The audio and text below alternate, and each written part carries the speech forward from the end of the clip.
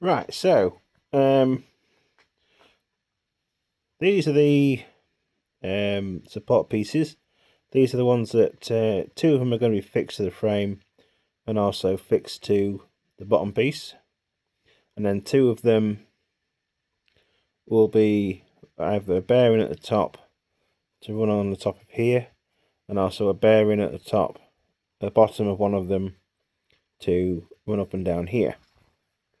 I've completed these pieces now, and those are the pieces of the box section that are leaning against the workshop wall there. Those are those four pieces, and they've got 18mm holes drilled in them. Now the end holes are spaced at 1 inch from the edge of the box section, and they're also in the centre at 20mm. The box section is 40mm square. Now this hole is 900 into the centre, which will be the pivot point. That circle there is a piece of round steel tube which will be welded into two of them, and that's obviously the jack there, and it's going to push that up there, which in turn will push up the top loading piece. Now I've got 4 of these to make, which are 40mm box section again. I've put down 600mm wide. Now I'm not sure what I cut them to.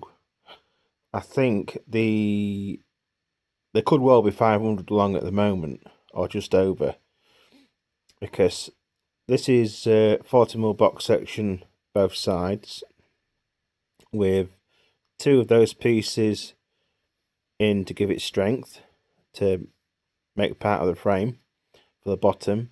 I'm going to use angle here and here, because there will be, obviously the jack's going to sit on this steel plate here I'm going to weld in, so the steel plate will sit on the bottom of this angle, and I'll probably weld it in flush with the bottom of this angle here. And then the jack, that'll be a nice little cradle for the jack to sit in. I'm pretty sure I made these 2 meters long, but I may well make them 18. Oh, excuse me, my tea's repeating on me. 1800 long. I'm not sure yet. These are actually going to be steel pins at 18 or slightly smaller, so they'll go into these holes. So that's where we are. That's just a rough sketch of what it's going to look like on the bottom. We're not a million miles away at the moment. Yeah, so there'll be a bearing either on each end of this one. Be a bearing each end of this one, and then so both sides bearing. So one will be there, one will be on the bottom of the frame, so it runs up and down, and also the bearing runs up and down on the top piece. One of them will be fixed on this top piece, and one will be fixed down here, either side, and that'll make it go up and down like that.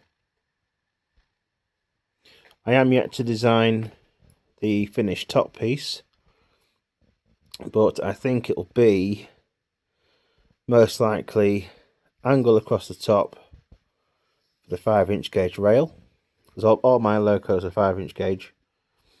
Most likely just a box section rectangle with 2 of these in as well. So that's just a little rough idea of what's in my head. So I just thought I'd put it down on paper for you. If you like these videos of me building this, why don't you do this for me?